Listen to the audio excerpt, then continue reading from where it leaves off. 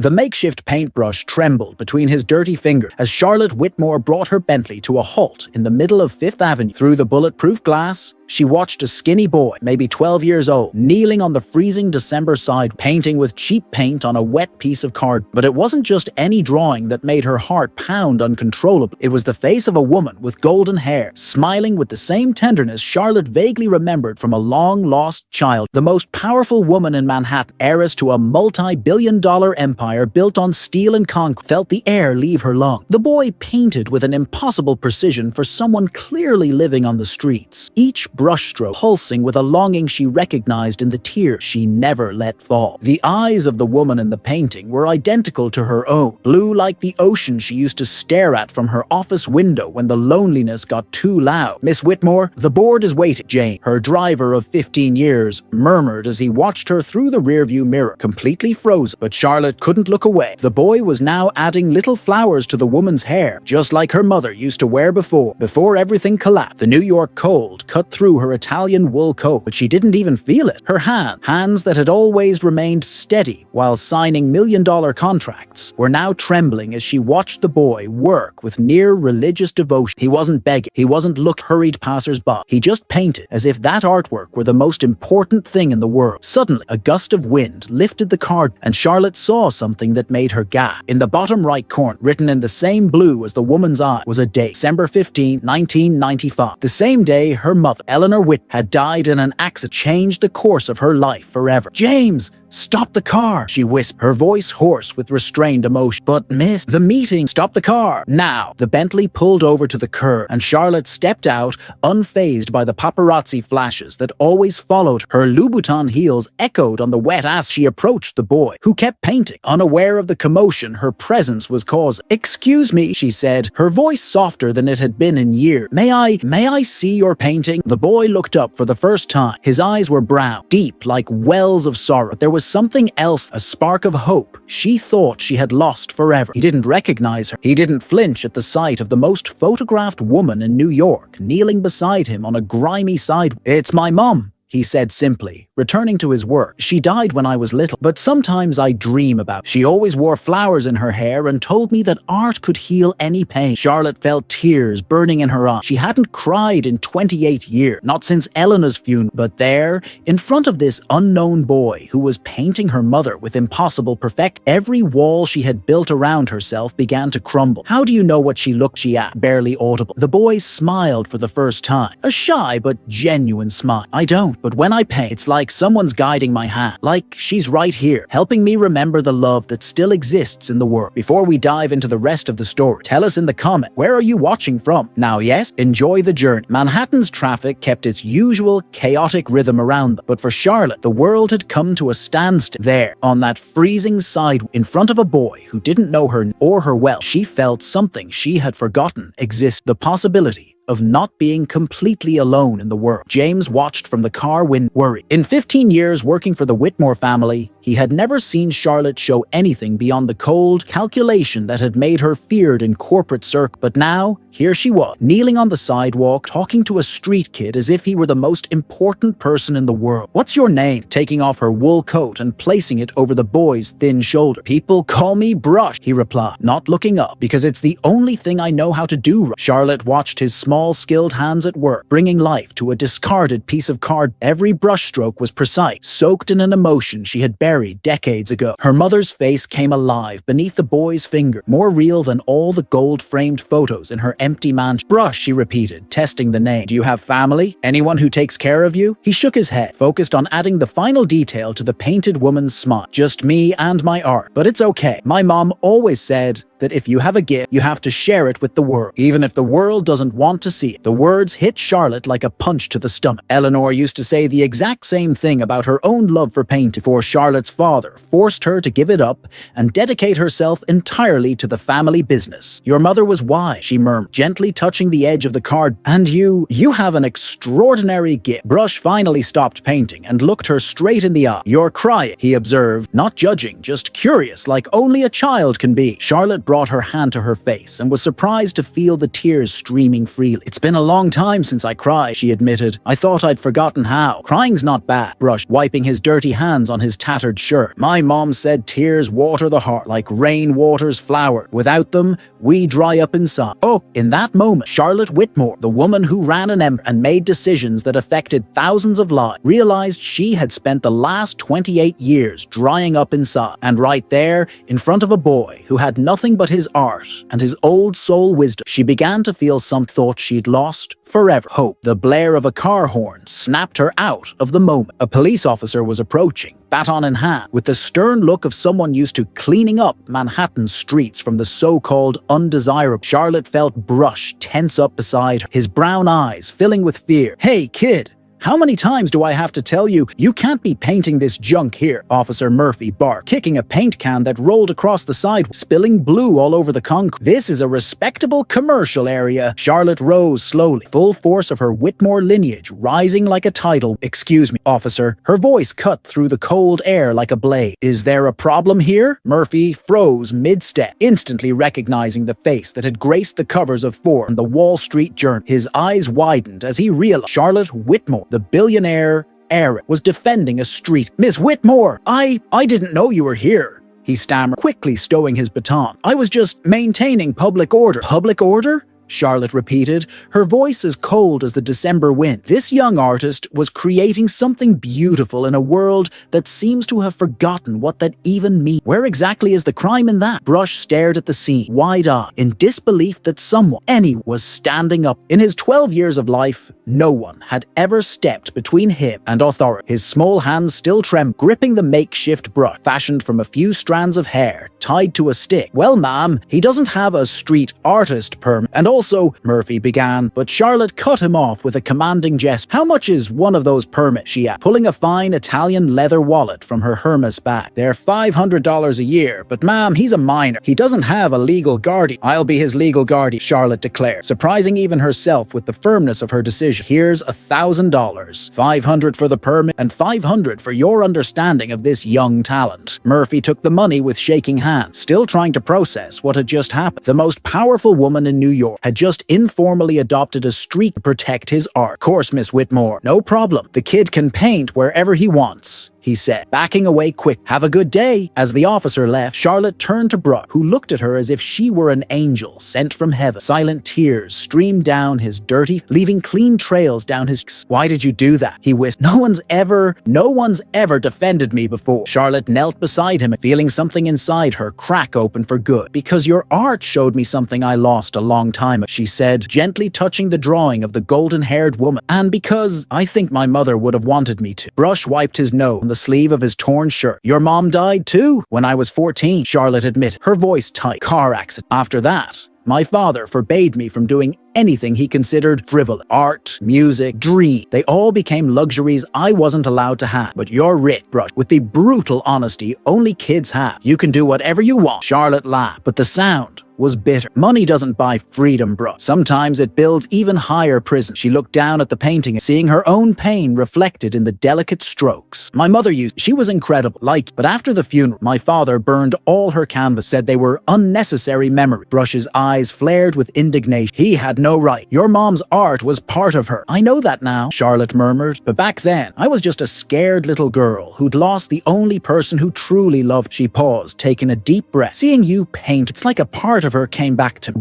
Brush was silent for a moment, processing her words. Then, with the quiet wisdom only children who've endured too much seem to possess, he said, "Maybe your mom guided my hand to paint her. Maybe she wanted you two to find each other again." A shiver ran down Charlotte's spine. A date on the painting, the impossible accuracy of the feat, the way Brush had captured not just Eleanor's likeness, but her essence. It all felt far too unreal to be coincidence. Brush," she said slowly, "where did you learn to paint?" The boy shrugged. "I didn't. I've always known how. Ever since I can remember, when I pick up a brush, it's like someone whispers in my ear what to do. Like there's a voice guiding." "A voice," Charlotte repeated, her heart raced. "A woman's voice, soft, kind. She tells me to paint the love people have lost, to remind them there's still beauty in the world." Brush looked straight into her eye. "Today, when I started painting, the voice was louder than ever. She told me someone very special needed to see this pic. Charlotte couldn't breathe. Eleanor used to say that art was love's way of leaving a mark on the world, a way to reach hearts even after death. Could it be that her mother somehow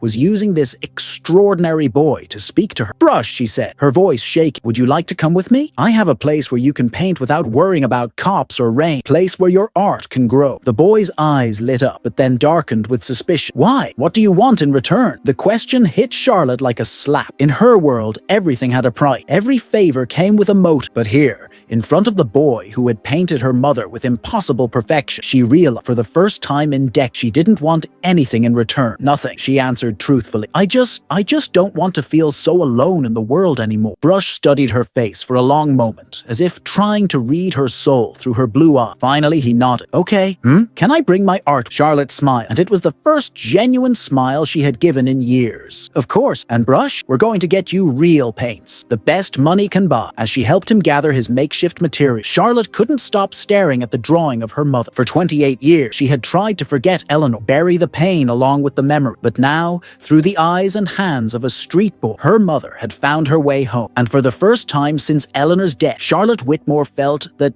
maybe, just maybe, she wasn't meant to live out the rest of her life completely alone. The Whitmore mansion rose like a monument to power and solitude on the Upper East Side, its 23 stories slicing through the Manhattan sky like a blade of glass and steel. As the Bentley pulled through the gilded gates, Brush pressed his face to the window, his wide eyes reflecting the lights, dancing across the Italian marble facade. This is where you live? He whispered, his voice filled with awe and disbelief. It looks like a fairy tale castle. Charlotte watched his reaction and felt a sharp pang of sadness. To her, that mansion had always felt like a gilded prison, every room echoing with the emptiness of a life lived in isolation. Yes, it's my home, she replied, but the word home felt foreign on her lips. How could she call a place home when she had never truly felt the warmth of a real family? James pulled up to the main entrance, where marble columns supported a grand portico big enough to shelter an entire family. The butler, Mr. Harris, a man in his 60s who had served the family for decades, descended the steps with his usual impeccable posture, but stopped abruptly when he saw Charlotte stepping out of the car, followed by a street boy in tattered clothes, paint-stained. Miss Whitmore, Harrison said, trying to mask the surprise in his voice. Trained for years to never betray emotion. We weren't expecting company this evening. Harrison, this is Brush, Charlotte announced, placing a protective hand on the boy's shoulder. He'll be our guest for an indefinite period. Please prepare the blue room on the 3rd floor and ask the kitchen to make a hot dinner. Harrison blinked several times, processing the moment. In 15 years working for Charlotte, he had never seen her bring anyone home, let alone a child from the street. Of course, should I arrange proper clothing for the young man? Yeah, and art supply, the best you can find. Paints, brushes, canvases, paper, everything an artist might need. Charlotte looked down at Brush, who took in the grand surrounding, eyes gleaming with restrained emotion. And Harrison, treat him the way you would any member of the family. As they stepped into the grand foyer, Brush froze. The ceiling stretched 3 stories high, adorned with frescoes that told the story of the Whitmore family through the scent. Crystal chandeliers hung like frozen constellations, and a white marble stair curved elegant up to the upper floor. I've never seen anything like, he whispered, slowly turning to absorb every detail. It's like being inside a museum. Charlotte followed his gaze and saw her home through his eye, not as a prison, but as a work of art. My great-grandmother hired artists from Europe to paint those ceilings, she explained, pointing up. She believed art should be part of everyday life, not locked away in galleries. She was wise, Brush said, gently touching a marble column as if it were sacred. Art needs to breathe, to be seen and felt. When it's locked away, it dies a little each day. His words struck Charlotte like an echo of her mother's belief. Eleanor used to say the exact same thing about her painting, insisting they should fill the entire home, not just her studio. But after her death, every canvas had been burned or stashed away in the attic, far from any eye. Come, Charlotte said, leading Brush toward the staircase. I want to show you something. They climbed in silence, their footsteps echoing across the polished marble. Charlotte stopped before a door on the 4th floor, a door that had remained locked for 28 years. Her hands trembled as she pulled the key from her pocket, a key she had always carried, but never had the courage to use. This was my mother's studio, she said, her voice barely audible. No one's been in here since she died. The lock resisted at first, as if even time itself hesitated to be disturbed. Then, with a soft click, the door opened, revealing a room room bathed in the golden light of sunset pouring through massive west-facing window. Brush stepped in first, his bare feet silent on the wooden floor. The studio was exactly as Eleanor had left. Easels with half-finished canvases, palettes with dried paint, brushes still sitting in jars of water, long since evaporated. A thin layer of dust blanketed everything like a mourning veil. She painted here?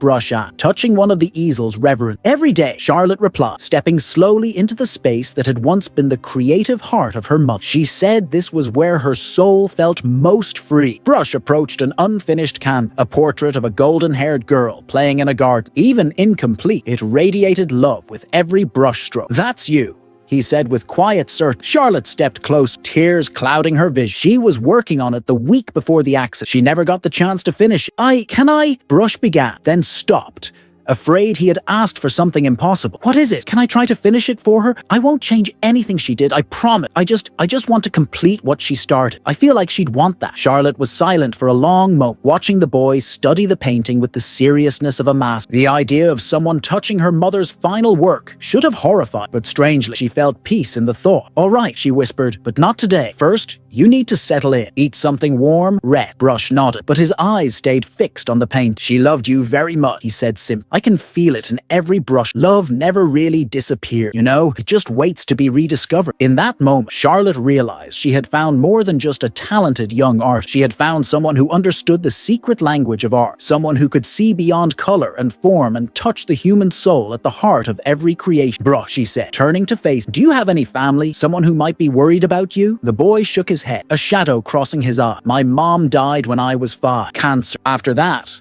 I bounced from orphanage to orphanage until I ran away. It's safer out there than in some of those places." Charlotte felt her heart clench. "And your father?" "Never met. Mom said he was an artist too, but he had to leave before I was born." Brush touched one of the dried-out palettes. "She taught me to paint before she passed. Said it was my gift, my way of speaking to the world." "How old are you?" 12. "I'll be 13 next month." The same age Charlotte had been when she first seriously fell in love with art, before her mother's death changed everything. It was as if fate was weaving invisible threads between their lives. "Brush," she said, making a decision that would change both of their lives forever. "What if I told you don't have to live on the streets anymore, that you could stay here, have a real home, and study art properly?" The boy's eyes welled with tears. "Why would you do that for me? You don't even know me." Charlotte looked around the long-abandoned studio, feeling her mother's presence like a warm breeze on a cold night. "Because I believe you came to me for a reason. Because this place needs art again, needs light. And because I need to learn how to live again, too." Brush stepped close, his small, dirty hands gently touching hers. "I promise I'll take good care of your mother's art, and I'll teach you to paint if you want." "I'd love," Charlotte replied, and for the first time in decades,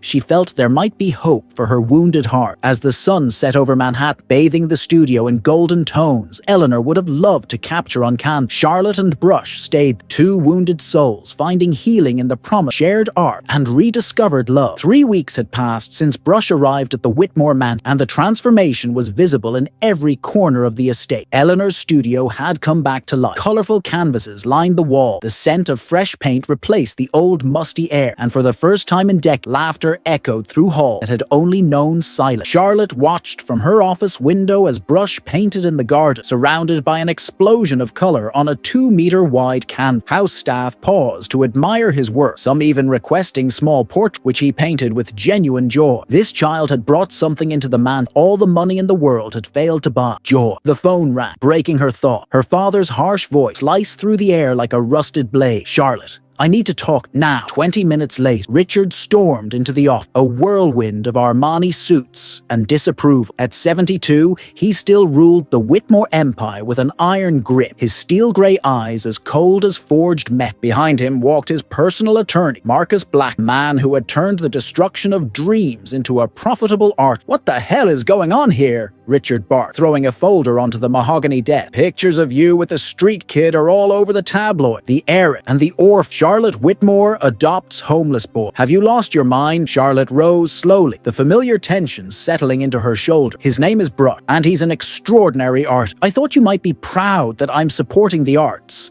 Like Mom used, don't you dare mention your mother." Richard slammed his fist on the table, making the photo frames rattle. "Eleanor and her artistic fantasies nearly ruined this family. I won't let you make the same mistake." "Mistakes? Charlotte repeated, her voice dangerously calm. Loving art was a mistake? Having passion for something beautiful was a mistake? Marcus Blackwood stepped forward, opening the fold, precise movements. Miss Whitmore, we've compiled a full report on the boy. No legal documents, no medical history, no known family. He poses a significant legal risk to the family. Risk? Charlotte looked down at the papers spread across her desk. Photos of Brush sleeping in alley, police reports on at-risk minor, cold statistics that reduced his humanity to numbers. You investigated a 12-year-old like he was a criminal? That's exactly what he could be, Richard said, walking over to the window where he could see Brush painting in the garden. Kids like that are trained to infiltrate wealthy homes, earn trust, and then rob them blind. You're being manipulated, Charlotte. Manipulated? Charlotte laughed, but it was a bitter sound. By a child who paints with his soul? By someone who reminded me I can feel something besides empty. Richard turned to her, his eyes gleaming with that familiar icy edge. You're emotionally competent. This is exactly what happened to your mother. She let her emotions cloud her judgment, and look where it got her. Where it got her. Charlotte stepped closer to her father, each word loaded with decades of buried resentment. She died in an accident. It wasn't her art's fault. She died because she was distracted, daydreaming about her paintings instead of paying attention to the road, Richard snapped, spitting the words like venom. And now, you're following the same path, letting this kid fool you with his crocodile tears and little draw. Charlotte felt something snap inside her. Sketches? Dad,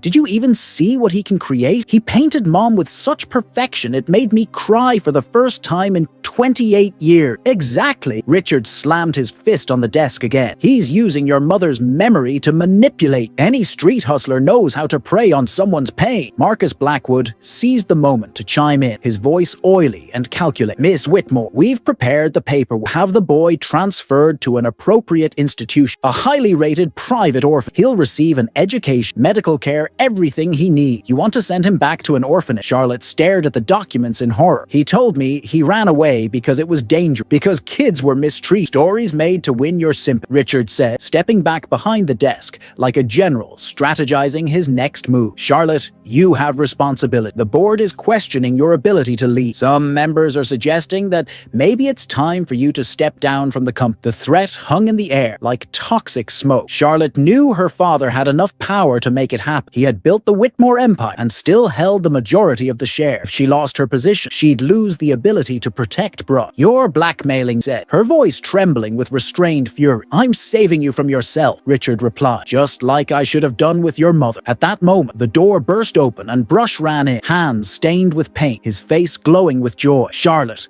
I finished the garden painting. I want you to see it before the light changes. He stopped abrupt, sensing the tension in the room, his innocent eyes darting between Charlotte, Richard, and Mark. The smile fell from his face, replaced by a look of fear Charlotte knew all too well, the same one he had worn when the cop had threatened him. I'm sorry, he murmured, stepping back. I didn't know you were busy. No, bruh, stay, Charlotte said, reaching out to him. These people were just leaving. Richard studied the boy, like a predator sizing up prey. So this is the famous artist, his voice laced with thinly veiled contempt. Tell me, boy, what is it you really want from my daughter? Brush looked at Charlotte, confused and frightened. I just want to paint, and maybe have a real family. A family? Richard laughed, a cruel, hollow sound that made Brush shrink back even more. You think you can just show up here and become part of the Whitmore family? You think your little paintings give you that right? Dad, stop! Charlotte stepped between them, feeling Brush trembling behind. No, let him answer, Richard insisted, ignoring. Tell me, boy, how much do you want? What would it take for you to disappear from my daughter's life and never come back? The silence that followed was deaf. Charlotte turned and saw Brush, tears streaking down his cheeks. Not tears of sadness, but of wounded dignity, the kind she recognized in herself. I don't want your money, Brush said, his voice small but steady. I just didn't want to be alone in the world. If you believe love can transform, subscribe to the channel, because this story is only beginning to reveal the healing power of art. Richard exchanged a meaningful glance with Mark, who promptly opened his briefcase and pulled out a thick envelope. $50,000, Marcus announced, placing it on the desk. More than this boy would see in a lifetime on the streets. All he has to do is sign these papers agreeing to never contact the Whitmore family again. Charlotte stared at the envelope in horror. You're trying to buy off a child. We're solving a problem, Richard corrected, in a civilized and mutually beneficial way. Brush stepped slowly toward the desk, eyes fixed on the envelope. Charlotte's heart shattered at the thought that he might actually consider taking the money. $50,000 was a fortune to someone who had lived on the streets, who had known hunger and cold. He picked up the envelope, weighed it in his small hand, and for a moment that felt like an eternity, Charlotte feared she had lost him forever. Then, With a deliberate motion that stunned everyone, Brush tore the envelope in half, letting the bills scatter through the air like bitter confetti. "I said I don't want your money," he repeated, locking eyes with Richard. "And I won't let you buy my family." Richard's face turned crimson with rage. "Your family. You're nobody. A street kid with no name, no path, no future. My daughter is throwing her life away on." "Then maybe," Brush said, wiping the tears from his face with a paint-stained hand, "she should choose a life that's worth throwing away." The words hit Charlotte like light. In that moment, staring at the brave boy who had just rejected a fortune to protect the love they had found, she knew it was time to make the most important choice of her life. The war had begun. She would have to choose between the empty inheritance and the family she chose. Night fell over Manhattan like a velvet shroud, but inside the Whitmore mansion, the darkness was even heavy. Charlotte remained in her office, staring at the city lights blinking like distant stars as her father's ultimatum echoed through her mind like a funeral bell. "You have until noon tomorrow to get rid of the boy, or I'll handle it myself." Brush had locked himself in Eleanor's studio after the confrontation, and Charlotte could hear the muffled sound of brush against canvas through the wall. He painted when he was hurting, as if color could absorb the pain, transform it into something beautiful. It was a coping mechanism she envied. Her own pain had never changed form. It stayed raw, gnawing away at her like acid. At 2 a.m., she finally climbed the stairs to the studio. The door was ajar, and through the crack, she could see Brush sitting on the floor, surrounded by dozens of small canvases. He had painted the same scene over and over again, a woman and a child saying goodbye, their figures growing more blurred and desperate with each version. "Brush," Charlotte called soft, pushing the door open. The boy looked up, his eyes red from crying and exhaustion. His clothes were stained with paint, and there were streaks of color on his face where he had wiped his tears with dirty hands. "You came to tell me I have to leave," he said, not as a question, but as a painful truth. Charlotte stepped into the studio and knelt beside, taking in the paintings scattered across the floor. Each one told the same story of abandonment, but with subtle variation. In some, the woman wept. In others, the child walked away with dignity. In one, they reached for each other, but an invisible wall kept them apart. "I don't know what to do," she admitted, her voice breaking. "My father, he has the power to destroy it. He can force me out of the company, have you taken away to an orphan, even fabricate charges against." Brush picked up a small brush and began adding detail to one of the canvas, his strokes precise despite the tear. "I understand. You have an important life, responsibility. I'm just a kid who showed up out of nowhere." "No!" Charlotte grabbed his hand, stopping him from pain. "You're not just anything. You're the first person in decades who's reminded me who I really am. You brought my mother back to me. You brought art back into this house. You brought life back to my dead heart." Brush looked into her eye, and Charlotte saw a wisdom far beyond his year. "But it's not enough, is it?" he asked. "Love is never enough when power decides to fight against it." The truth of those words hit Charlotte like a slap. She had spent her whole life watching power crush love, her father destroying her mother's painting, forcing her to give up her dream, molding her into a colder, more calculative version of herself. And now, just when she had finally found something worth fighting, she realized she might not have the strength to win. "Brush," said, voice trembling, "if I lost everything, the company, the money, this house, would you still want to stay with me?" The boy's eyes lit up, cautious hope. "You'd do that? You'd give it all up for me?" Charlotte looked around the studio, feeling the ghosts of her mother in every corner, the weight of decades of choices she hadn't made out of fear. "I don't know if I'm brave enough," she admitted. "I've spent so long being the person my father wanted me to be, I forgot who I really am." Brush stood and walked to Eleanor's unfinished canvas, portrait of the girl in the garden he had offered to complete. "Can I show you something?" Picking up a fine brush, Charlotte nodded, watching as he gently added delicate strokes to the paint. Slowly, the girl's face came to life, but it wasn't exactly how Charlotte remembered herself as a child. It was freer. Her eyes sparkled with genuine joy, her lips curved into a smile, untouched by fear or doubt. "This is how your mother saw you," Brush explained, cleaning the brush on a cloth. "Not as the woman you became, but as the person you've always been inside. She painted you with hope, with love, with the certainty that you'd be happy one day." Charlotte touched the canvas, trembling finger. "But I wasn't happy. I wasted the life she wanted for me." "It's not too late," Brush said, sitting back down beside her. "My mom used to say that every day is a new blank canvas. It doesn't matter what we painted yesterday, we can always start again." They sat in silence for a long moment, surrounded by the paintings that told the story of their unlikely connection. Charlotte thought of all the choices she had made out of fear, all the times she had chosen safety over happiness, power over love. Brush finally said, "If I fight my father, if I choose you over the Whitmore empire, I could lose. We could end up with nothing." The boy smiled, and it was the first real smile she had seen from him since Richard arrived. "But we might gain everything that truly mattered. Charlotte stood and walked to the window, gazing out over the city stretched beneath her like a sea of light. Somewhere out there, people were fighting for their dream, risking everything for love, choosing courage over comfort. Why couldn't she be one of them? There's something I need to tell you, she said, turning to Brush. Something about why my father hates art so much, why he burned my mother's painting. Brush stepped close, his eyes alert, curious. My mother didn't die in a regular act, Charlotte continued, the words catching in her throat. She was on her way to an art gallery. It was raining. She had finally gotten an offer to exhibit her work, something she'd dreamed of for years. My father had forbidden it, said it was ridiculous, that she was embarrassing the family. She paused, taking a breath, but she went anyway. For the first time in her life, she chose her dreams over his approval. And on the way, the accident happened. Brush was silent, absorbing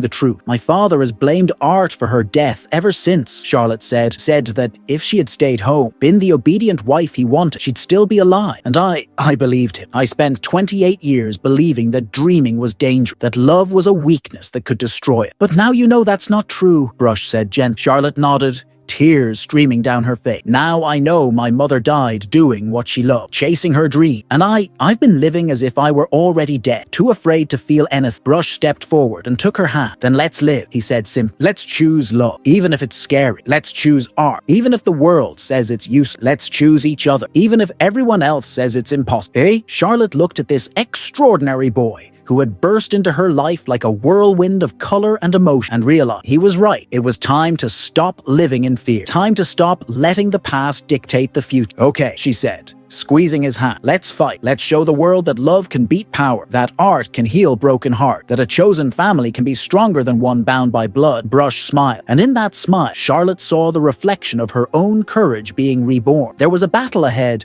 but for the first time in decades, she wouldn't be facing it alone. The war against Richard Whitmore was about to begin, and Charlotte had finally chosen her side. Morning sunlight poured through the mansion window like golden blades as Charlotte descended the staircase, dressed in a black suit that made her look like a modern-day warrior. Brush was waiting in the grand hall, his hands clean for the first time in weeks, dressed in new clothes that Harrison had prepared. In his arms, he carried a canvas draped in a white cloth. "Are you ready?" Charlotte asked, gently placing a hand on his shoulder. Brush nodded, though she could see the nervousness in his brown eye. "Are you sure this will work?" "No," she admitted with brutal honesty, "but sometimes the only way to win a war is to change the rules of the game." At exactly 11 a.m., Richard Whitmore arrived at the mansion with Marcus Black and 2 private security guards. He entered the office like a conqueror reclaiming his territory, but stopped short when he saw Charlotte seated behind the desk, Brush at her side, and a professional video camera set up in front. "What the hell is this?" Richard roared, pointing at the camera. "A live broadcast," Charlotte replied calmly, "to all of Whitmore Industries' social media channel, to every news outlet that's ever shown interest in our family, to the entire world watching right now." Marcus turned pale. "Miss Whitmore, this is extremely family matters should not be private," Charlotte interrupted, rising slowly to her feet. "There's nothing private about trying to buy off a child, Mr. Blackwood. Nothing private about blackmailing your own daughter to abandon an orphan." Richard stormed toward the deck, his eyes blazing with fury. "Turn that camera off or I swear—" "Or what, Dad?" Charlotte challenged. "You'll disown me live? Show the whole world who you really are?" The stream had already drawn thousands of viewers. Comments began flooding the screen, people recognizing Charlotte Whitmore, asking questions about the boy beside her, expressing curiosity and outrage. "Good afternoon," Charlotte said, looking directly into the camera. "My name is Charlotte Whitmore, and this is my story. A story about choices, about love, and about what really matters in life." She took a deep breath, feeling the weight of decades of silence ready to be shattered. 3 weeks ago, I met this extraordinary young artist painting on the street. His name is Brush, and he reminded me of something I had forgotten, that art can heal broken hearts, that love can exist between strangers, that family doesn't have to share blood to be real. Richard tried to approach the camera, but Charlotte stopped him with a single gesture. "My father, Richard Whitmore, offered $50,000 for Brush to disappear from my life. When that didn't work, he resorted to emotional and financial threats." The comments exploded. Outrage, support, disbelief. Viewership skyrocketed. 10,000, 20, 50,000 people watching the story unfold live. "But there's something else you need to know," Charlotte continued, her voice growing stronger. "Something about why my father hates art so much, why he burned all my mother's paintings after she died." Richard went pale. "Charlotte, don't you dare. My mother, Eleanor Whit, was a brilliant artist," Charlotte said, ignoring his protests. She died 28 years ago on her way to an art exhibit my father had forbidden. He always blamed art for her death, but the truth is, she died doing what she loved, fighting for her dream. Brush stepped forward toward the camera, his small hands holding the covered canvas. "Can I show something?" His voice clear and courageous. Charlotte nodded, and Brush pulled away the cloth, revealing a portrait that made Richard stumble back. It was Eleanor Whitmore, painted with photo-like precision, but more than there was a light in her eye, a smile that radiated unconditional love. Beside her stood a younger Charlotte, and in Eleanor's hand, a paintbrush dripping colors that transformed into butterflies. "This is Charlotte's mom," Brush said to the camera. "She guided me to paint. She wants you to know that love never dies, that art is a way for love to leave its mark on the world." The silence in the office was deafening. Richard stared at the portrait as if he had seen a ghost, his hands visibly trembling. Marcus whispered urgently into his phone, no doubt scrambling for damage control. "How?" Richard murmured, stepping toward the paint. How did he know what she looked like? She died before he was even born. "Maybe," Charlotte said soft, "because love finds a way to communicate beyond death. Maybe Mom wanted me to remember who I really am." The comments had become a tidal wave of support. People sharing their own stories of loss, how art had healed chosen families stronger than blood ties. Hashtags began trending. "Now love beats power. Your art. Nano Joan chosen family." Richard moved closer to the canvas, touching Eleanor's painted face gently. She's exactly how I remember," he whispered, and for the first time in decades, Charlotte saw tears in her father's eyes. "Dad," she said, stepping forward, "you don't have to hate art. You don't have to hate her memory. She didn't die because of her dream. She died chasing, and maybe that's what she'd want us to do too." Richard looked at Charlotte, then at Brush, then at the camera, which was still broadcasting every intimate second to the world.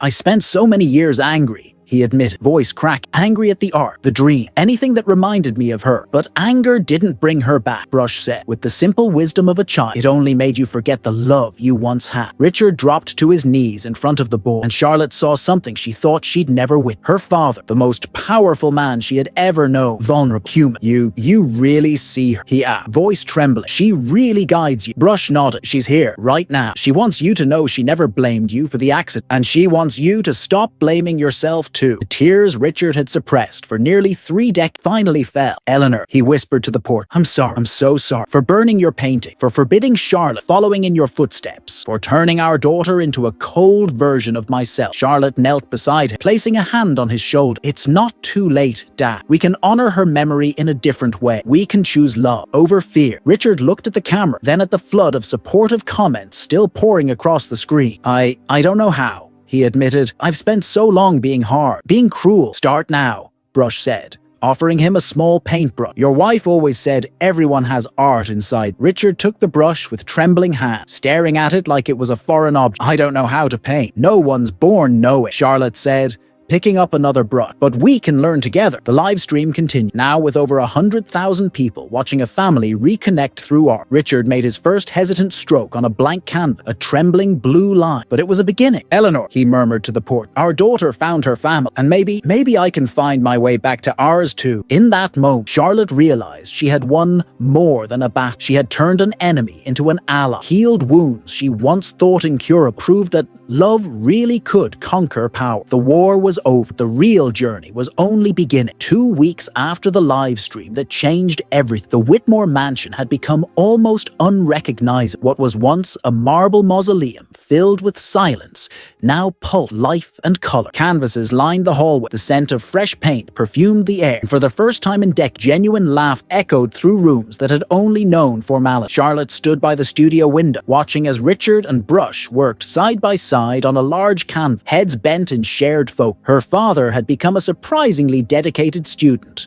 his once businesslike hands learning to create beauty instead of just accumulating power. It was like witnessing a miracle in slow motion. "Miss Charlotte," Harrison appeared in the doorway, holding a sealed envelope, red wax. "This just arrived. Courier said it was urgent." Charlotte took the envelope, frowning as she saw her name written in an elegant handwriting that felt eerily familiar. There was no return address, just an old-fashioned seal that looked like it hadn't been used in decades. "Thank you," Harrison, she murmured, turning the envelope in her hand. Something about it unsettled her, as if it carried truths she wasn't quite ready to uncover. She opened the seal carefully and pulled out a letter written on yellowed paper. The date at the top made her stumble. December 15, 1995. The same day her mother died. The same date Brush had mysteriously included in his very first painting. My dearest Charlotte, if you're reading that, means you've finally found your way home. Not the house of bricks and marble where you grew up, but the home of the heart, where art and love live. I write these words on the morning I leave for the gallery, knowing deep in my soul that something is about to change forever. It's not a premonition, my daughter. It's just the instinct of a mother who loves too much to leave things to chance. There's so much I need to tell you, so much your father never let you know. Art is not just my passion, it is our family's legacy, a gift passed down through generations like a golden river of creativity. Your great-grandmother, Margaret Whitmore, was a painter. Your great-great-grandmother, Catherine, a sculptor. And you, my precious Charlotte, carry that same creative fire in your vein, even if your father tried to extinguish. But there's more, something I only recently discovered, something that will change everything you think you know about our family. Charlotte stopped reading, her hands trembling. She looked out the window, seeing Brush delicately adding details to a painting of wild, each stroke filled with care and love. There was something in the way how he held the brush that had always felt familiar. She returned to the letter, her heart raced. 12 years ago, when you were 2, I had an affair. It wasn't for lack of love for your father, but because of a creative connection I had never experienced before. He was a street painter, a young man who saw the world in color like I never could. Our relationship lasted only a few months, but it was intense and transformative. When I found out I was pregnant, he had already left for Europe to chase his artistic dream. I never found him again to tell him about the baby. Charlotte, you have a half-brother, a boy who must be about 12, who carries the same artistic gift that flows in our blood. I gave him up for adoption when he was born, unable to explain his existence to your father without tearing our family apart. But I always believed that one day, somehow, the two of you would find each other. Art has a way of reuniting souls, of healing wounds that seem unhealable. If you're reading this, it means he found you. It means love conquered fear, that your chosen family is stronger than the secrets of the past. Take care of Charlotte. Love him the way I never could. And remember always, you are both my greatest treasure, the most precious works of art I ever create, with all my eternal love, Mom. The letter slipped from Charlotte's hands like a dead leaf. She looked out the window once more, seeing Brush laughing at something Richard had said, his eyes shining with the same light she had seen in old photos of her mother. How hadn't she seen it before? The shape of his eye, the way he tilted his head when constant, even the way he held the brush. It was all Ellen. My God, she whispered, tears blurring her vision. He's my brother. She ran down the stair, the letter clutched tightly to her chest, her heart pounding so hard it felt like it might burst. When she reached the studio,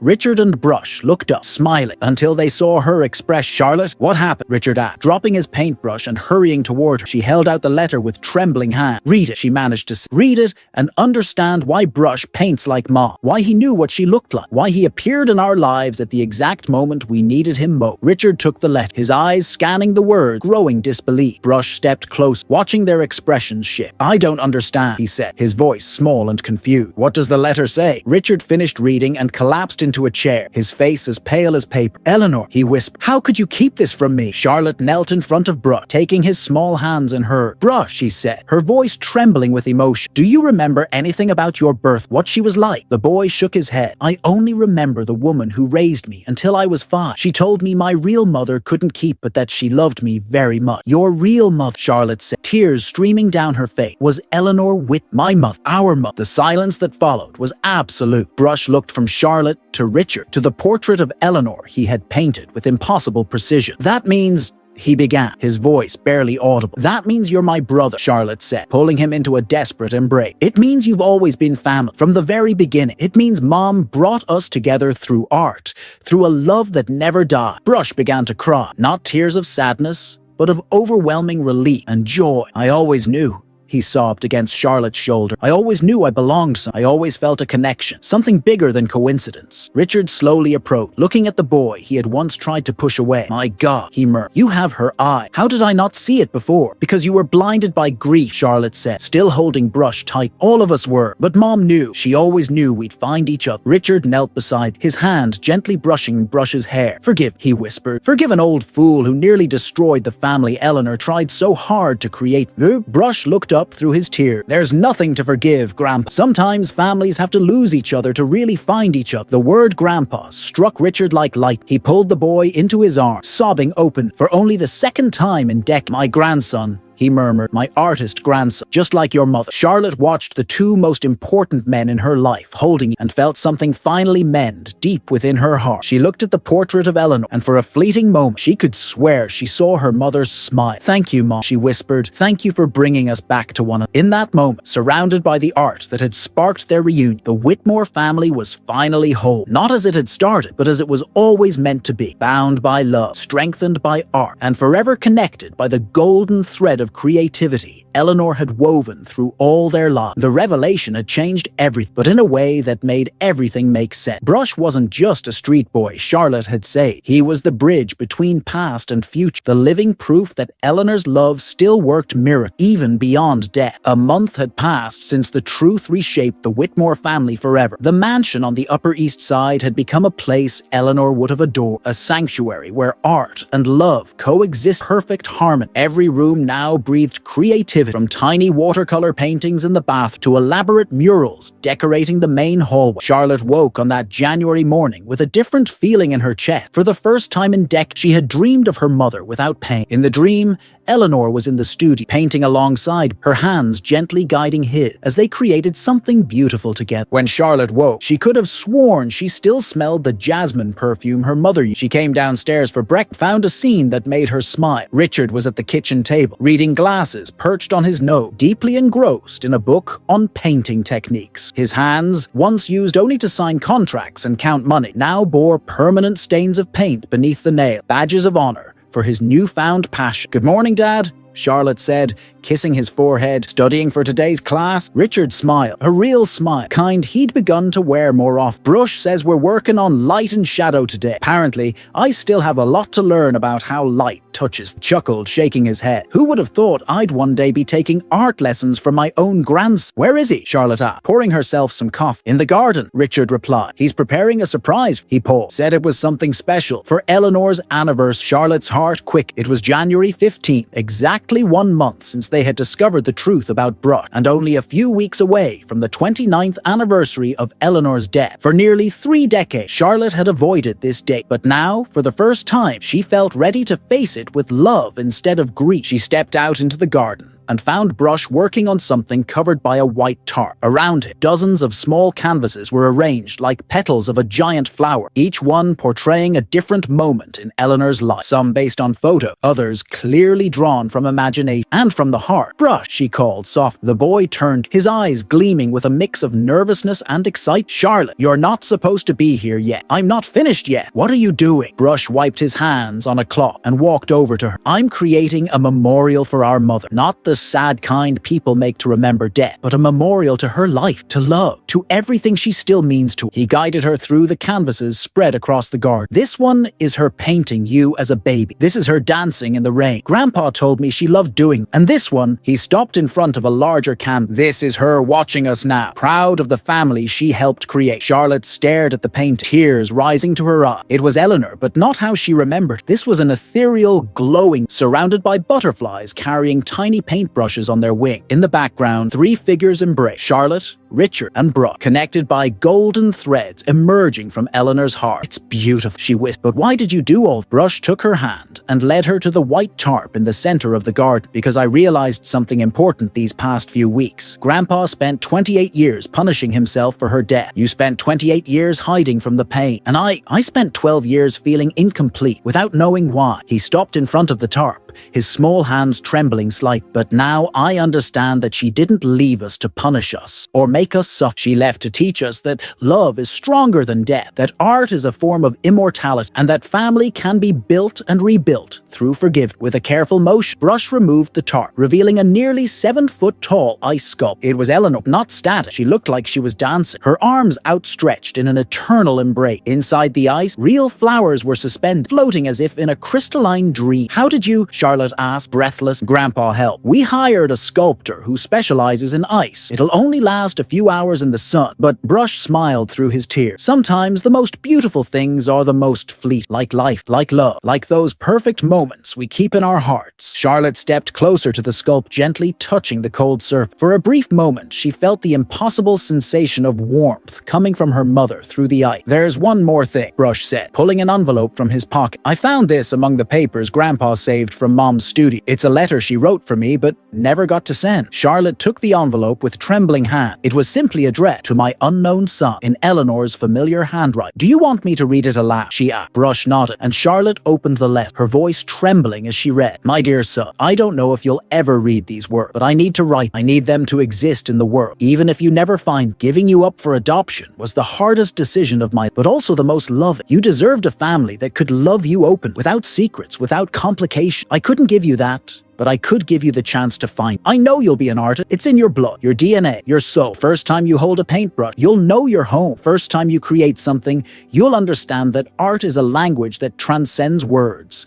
And one day, when you're ready, you'll find your sister. Charlotte is strong, but she's also hurt. She'll need you as much as you need her. You'll heal each other through art, through the love I planted in both your heart. Don't hate me for letting you go. Forgive me for not being brave enough to fight. And know that wherever I am, I'll always be proud of the extraordinary man I know you'll become. With all my unspoken love, your mother, Eleanor. When Charlotte finished reading, all three of cried. She, Brush, and Richard, who had quietly joined them during the letter. They embraced in front of Eleanor's eyes, forming a circle of love that had taken decades to complete. She knew, Brush whispered, she always knew we'd find each other. And now? Richard asked, his voice hoarse with emotion. What do we do with all this love she left? Charlotte looked around the garden, at the paintings celebrating her mother's life, the sculpture capturing her dancing spirit, at the unlikely family built through pain and strengthened through forgiveness. Now, she said, smiling through tears, we live the way she would have wanted us to, with art, with love, with the courage to create beauty, even in the hardest moments. Brush stepped forward, placing his hand on the crystalline heart of Eleanor's sculpture. Thank you, Mom, he whispered, for giving us each other, for teaching us that love never really died. As the morning sun began to melt the sculpture, transforming Eleanor into droplets of water that nourished the garden, Charlotte realized that her mother had accomplished her final artistic miracle. She had turned a broken family into a masterpiece of love and forgiveness. The healing was complete. The reunion was real. And for the first time in 28 years, Charlotte Whitmore felt truly at home. 6 months had passed since the Garden Memorial, and the transformation of the Whitmore family had become the stuff of legend in Manhattan. The mansion that once symbolized cold power and isolation was now known as a center for art and humanity, where creativity bloomed and broken hearts came to heal. Charlotte was in her office, but it was no longer the austere space it had once been. The walls now displayed a rotating collect Brush's work,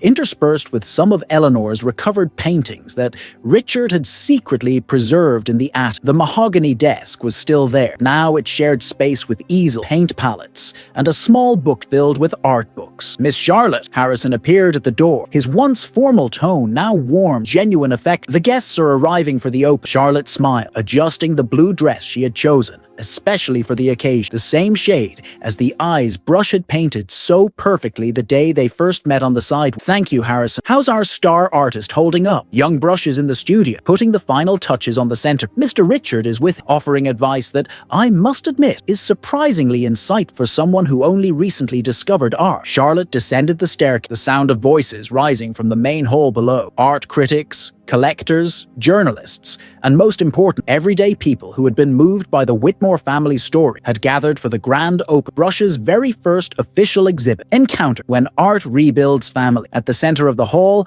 a golden plaque gleamed under the crystal chandelier. Eleanor Whitmore Foundation, Young Artists, where forgotten talents find a home. It was Charlotte's most ambitious project to date, an initiative to find children living on the streets with artistic talent and offer them not just training, but a real family. Charlotte, a familiar voice called. It was Sarah Chen, the New York Times art critic who had covered their live broadcast months ago. I'm blown away by what you've built here. This isn't just an exhibit, it's a quiet revolution. It wasn't my idea, Charlotte replied honestly. It was Brush. He said art saved our family, so maybe it could save others too. Sarah nodded, scribbling in her note, and the impact is already showing. I heard you've welcomed 17 young artists in the past 3 months. 18? Actually, Charlotte corrected, pointing toward a girl of about 10 who was painting live in the corner of the hall, surrounded by curious onlookers. Maya just arrived yesterday. She used to draw portraits in subway stations to buy food. Now she has her own room, private lessons, and more importantly, a family that understands her art. Richard joined them, his clothes speckled with fresh paint and wearing a smile Charlotte was still getting used to. Pardon the interrupt, but Brush is ready to unveil the main piece. They headed to Eleanor's former studio, now transformed into a temporary gallery for the occasion. In the center of the room, covered by a white silk cloth, stood the piece Brush had spent the last 2 months working. A work kept under total secrecy, created only during the quiet hours of dawn. Guests gathered around, their voices lowering to a respectful hush. Brush, now 13, stood beside the covered art. He was more confident than before, though still carried that quiet humility that made him unique. A year ago, he began,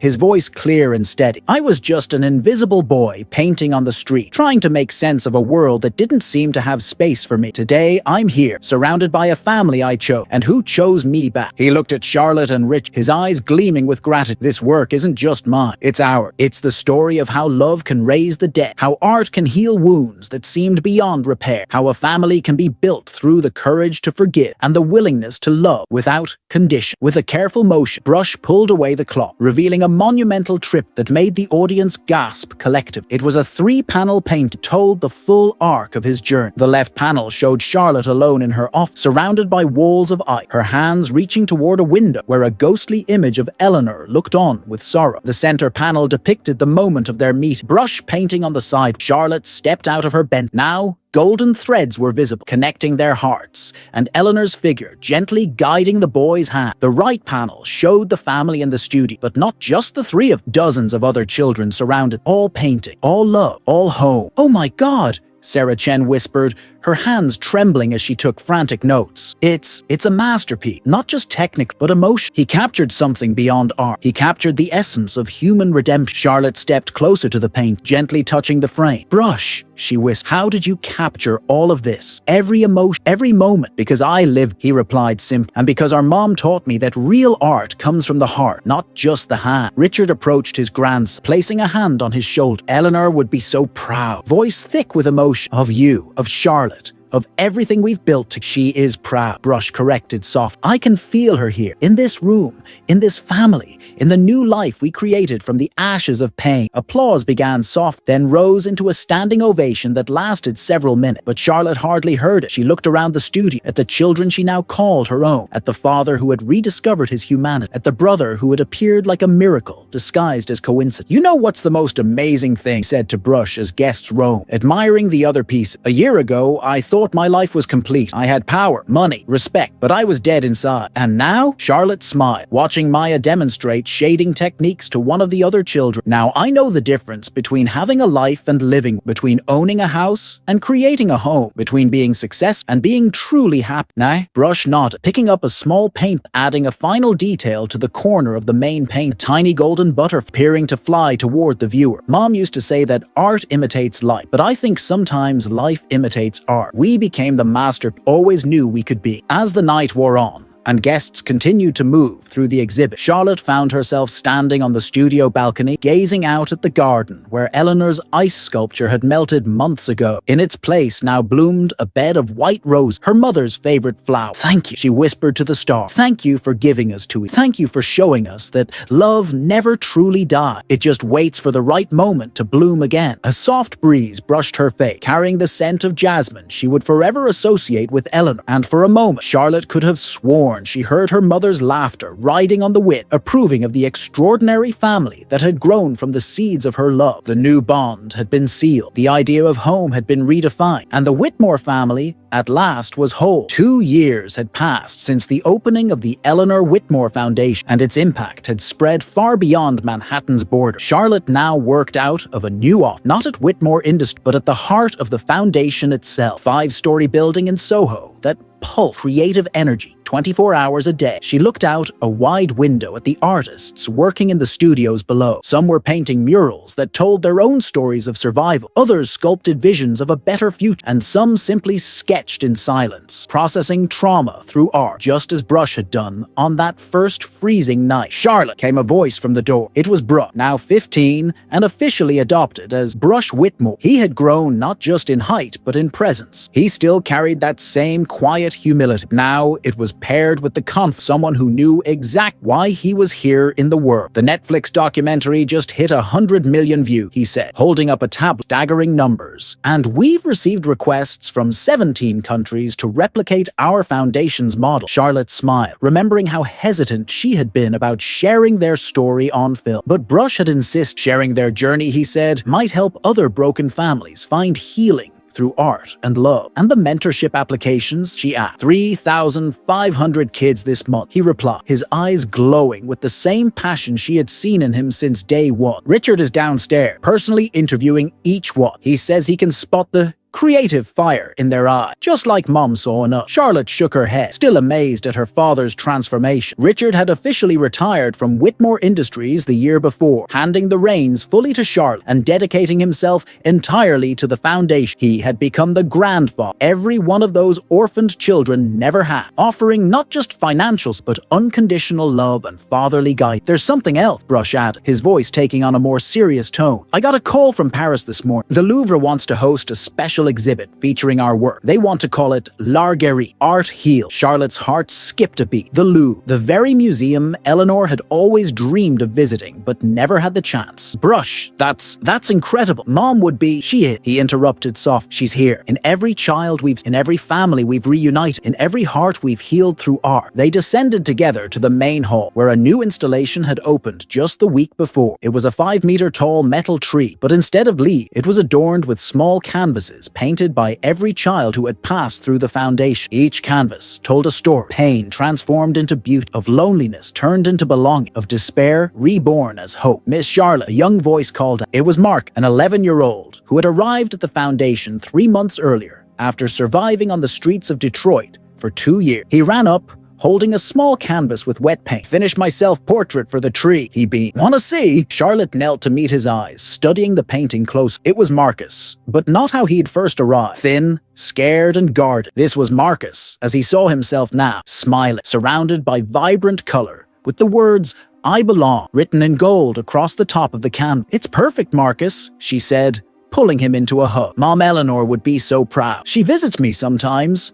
Marcus whispered in her ear. "In my dream, she teaches me new colors and tells me I'm loved." Charlotte felt tears sting her eye. Over the last 2 years, she'd heard similar stories from dozens of children. It was as if Eleanor had become a universal maternal presence for every young artist who had found refuge within the foundation's wall. Richard appeared in the hall, holding the hand of a girl about 8 years old, who looked up at him with complete trust. "Charlotte, Brush, meet Sophia. She just arrived from Los Angeles this morning." The girl looked at them with wide, curious eyes. "Are you the family that saves kids with art?" she asked with the frankness only a child could offer. "We're a family that believes every child deserves to be loved and to have their gifts recognized," Charlotte replied, kneeling again. "And what about you, Sophia? What's your special gift?" Sophia smiled shyly and pulled a crumpled sketchbook from her back. She opened it to reveal page after page of extraordinary drawings, portraits of people she'd observed on the streets, urban landscapes captured with photo-like precision, self-portraits that revealed a soul much older than her 8 years. "Oh my God," Brush murmured as he flipped through the page. "Sophia, these drawings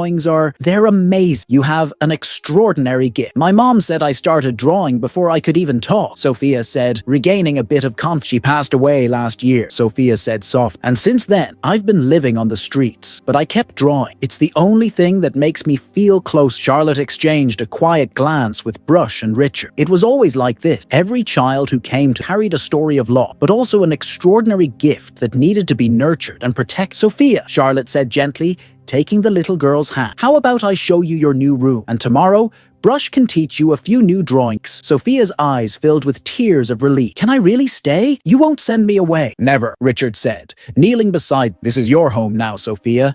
and we're your family. As Charlotte led Sophia to explore the Foundation's facility, Brush stayed behind in the hall, looking up at the tree of painted canvases that grew fuller each week. He thought about his own journey, from an invisible boy sketching on a frozen sidewalk to becoming the heart of a movement that was changing lives around the world. "Thank you," he whispered, touching one of the hanging canvases, "for guiding me to Charlotte, for bringing us to each other, for showing us that love is the only thing truly matters." A gentle breeze moved through the hall, making the tiny paintings flutter like real leaves, and for a moment, Brush could have sworn he heard that familiar voice whispering back, "Thank you, my children, for continuing my work, for proving that love never dies. It simply finds new ways to bloom." That night, as the Foundation prepared for yet another day of quiet miracle, Charlotte found herself in Eleanor's original studio, now transformed into a sanctuary where children came to reflect and reconnect with their inner creativity. She picked up a paint, something she hadn't done in decades, not since Brush came into her life, and began to paint. She didn't know exactly what she was creating, but her hands felt guided by something greater. Slowly, an image emerged on the canvas, a golden-haired woman surrounded by dozens of children, all paint, all smiling, all at home. "Your legacy, Mom," Charlotte murmured to the painting, "isn't money or power, it's love, multiplied infinitely through art." And so, the story that began with a lonely heiress and an invisible boy had become something far greater, a quiet revolution of love, a living test that art can heal any wound, and that the strongest families are built not just by blood, but by choice, forgiveness, and unconditional love. Eleanor Whitmore's mission lived on, now in the hands of hundreds of children who had learned they were never truly alone in the world, as long as they had the courage to create, to love, and to believe in the transformative magic of art. The end. Thanks for joining us on this emotional journey. If this story touched your heart, leave a comment and share the moment that moved you the most. And don't forget to subscribe to the channel for more stories. Celebrate the healing power of love and art. What story would you like to see next? Leave your ideas in the comments. Yours might be the next one we bring to life.